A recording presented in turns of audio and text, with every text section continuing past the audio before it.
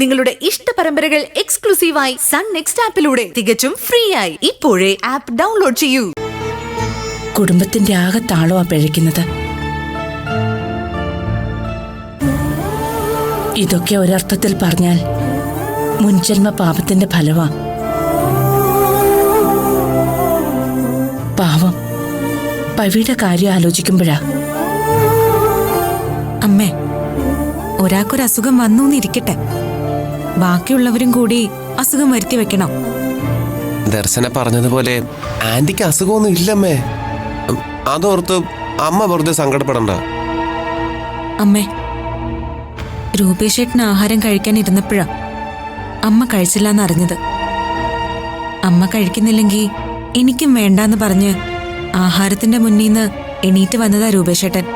മോനെ, നീ എന്താ കഴിക്കാത്തത്? പിന്നെ അമ്മ ആഹാരം പോലും കഴിക്കാതെ ഇവിടെ ഇരിക്കുമ്പോ ഞാൻ മൂക്കൂട്ട കഴിക്കണോ? ആഹാരം കഴിക്കാതെ അമ്മയ്ക്ക് ഗുളിക കഴിക്കാൻ പറ്റുമോ? ഇല്ലല്ലോ. ഡോക്ടർ പറഞ്ഞല്ലേ അമ്മേ, എന്തൊക്കെ വന്നാലും രാത്രിയിലെ ഗുളിക മുടക്കരുതെന്ന്. അമ്മേ, രൂപേഷേട്ടന് ആഹാരം കഴിച്ചില്ലെങ്കിൽ ഉറക്കം വരാത്ത ആളാ, അതമ്മയ്ക്ക് അറിയാലോ.